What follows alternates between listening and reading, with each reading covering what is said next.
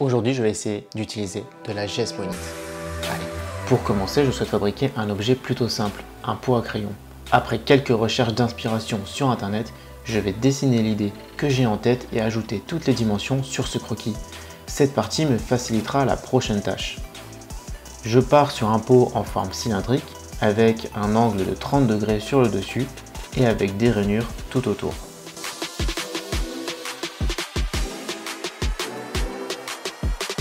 Je vais ensuite réaliser la modélisation 3D de mon croquis sur mon logiciel, puis faire la conception de mon moule.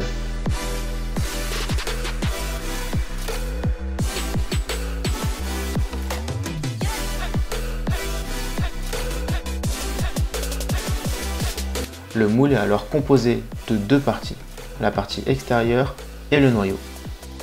J'imprime alors ces deux parties sur mes deux imprimantes 3D.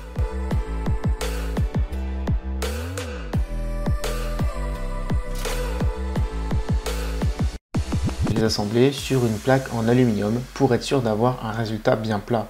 Je les assemble avec de la colle chaude qui va aussi servir de joint d'étanchéité.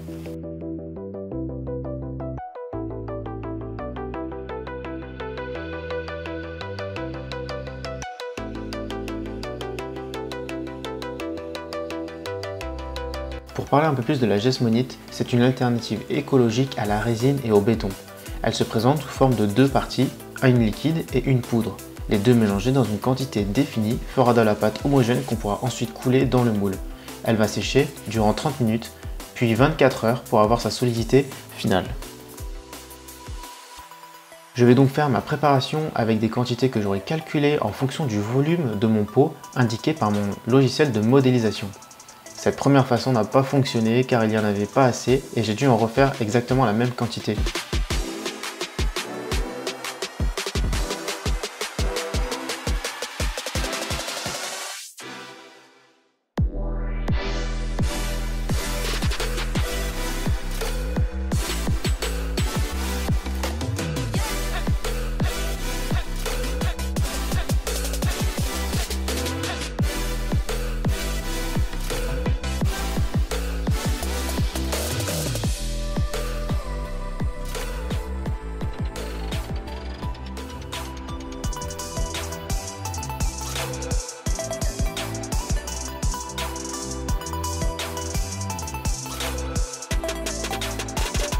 Une fois le moule rempli, je secoue le plateau pour faire évacuer les bulles d'air et je le place à niveau.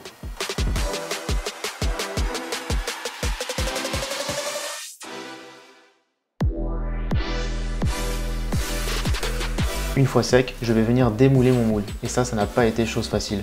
La partie extérieure n'a pas forcément été compliquée à enlever, mais j'ai dû détruire le noyau en plastique qui était à l'intérieur. Et en faisant ça, j'ai cassé mon pot en plusieurs parties. Heureusement, j'ai pu recoller sans problème toutes les parties ensemble et avoir un pot de bonne qualité.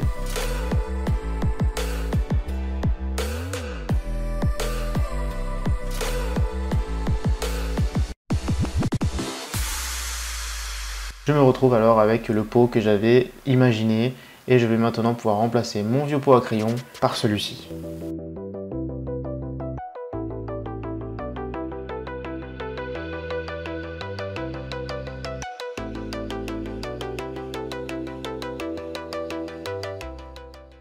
Pour conclure sur ce pot, du coup, je suis plutôt satisfait du rendu, de la forme qu'il a. Le problème qu'il a eu, c'est qu'il s'est fissuré lorsque j'ai voulu enlever le noyau à l'intérieur parce que c'était trop collé dedans.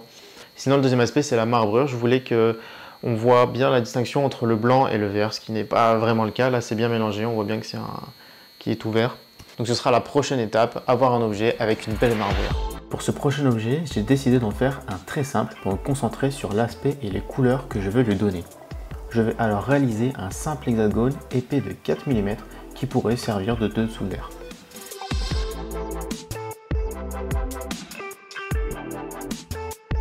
Je vais alors l'imprimer dans un filament qui sera flexible, ce qui me permettra de le démouler sans problème.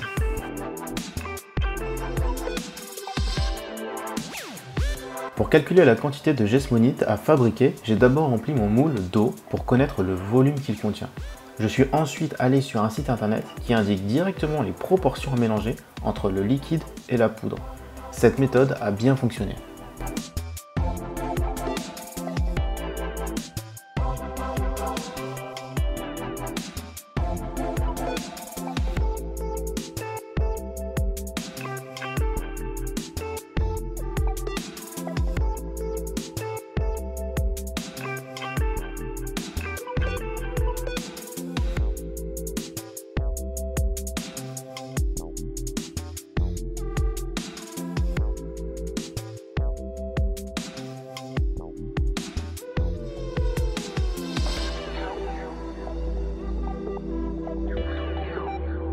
Je prépare cette fois-ci deux préparations différentes, une blanche et une verte que je vais ensuite très légèrement mélanger ensemble. Je vais couler la pâte dans le moule et on peut bien voir la distinction entre les deux couleurs. C'est exactement ce que je cherchais à faire.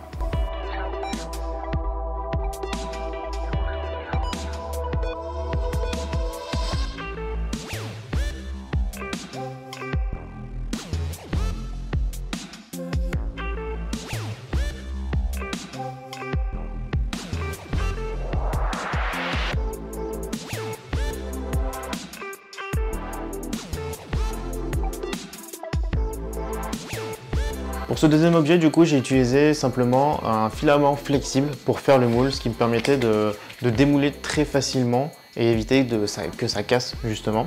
Donc voici le rendu, c'est juste un hexagone avec marqué Home dedans. C'est rien de compliqué, mais ça peut servir de tout de verre. Moi, ce qui me fait surtout plaisir, c'est que j'ai réussi à faire la marbrure. C'est-à-dire qu'on peut voir limite des vagues dedans, on peut voir une distinction claire entre le blanc et le vert.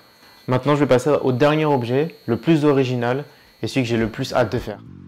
Ce dernier projet consiste à fabriquer mon visage en geste monite. Dans un premier temps, je dois scanner mon buste avec un scanner 3D. Je dois tourner sur moi-même sans changer de posture pour avoir un bon rendu.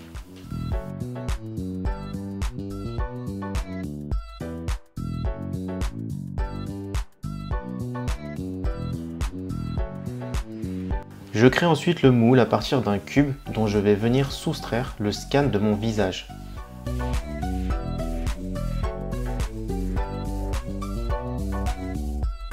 Je vais l'imprimer en 3D avec le même filament flexible qui avait bien fonctionné sur l'hexagone. Je devrais alors normalement bien le démouler.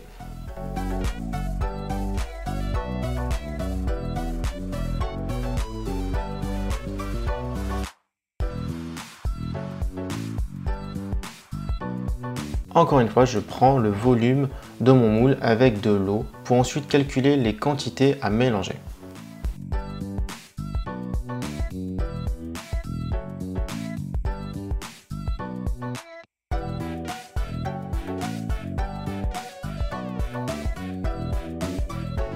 Je fabrique la geste monite puis la coule dans mon moule.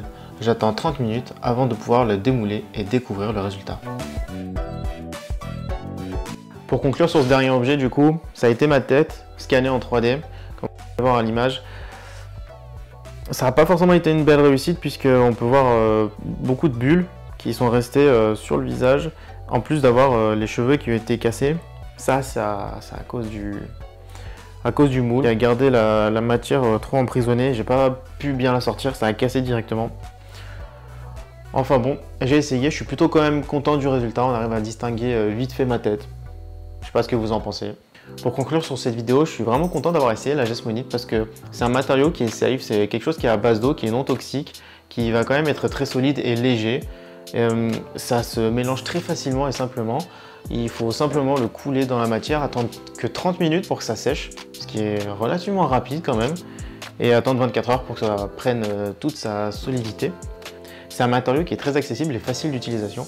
Moi j'ai utilisé l'impression 3D pour faire les moules, mais vous pouvez acheter directement les moules en magasin ou sur internet. Ce sera limite plus facile, ce sera déjà conçu pour, donc il n'y aura pas de problème normalement. En tout cas, j'ai pris beaucoup de plaisir à expérimenter ça et en faire une vidéo. J'espère que ça vous a plu aussi et on se dit à la prochaine.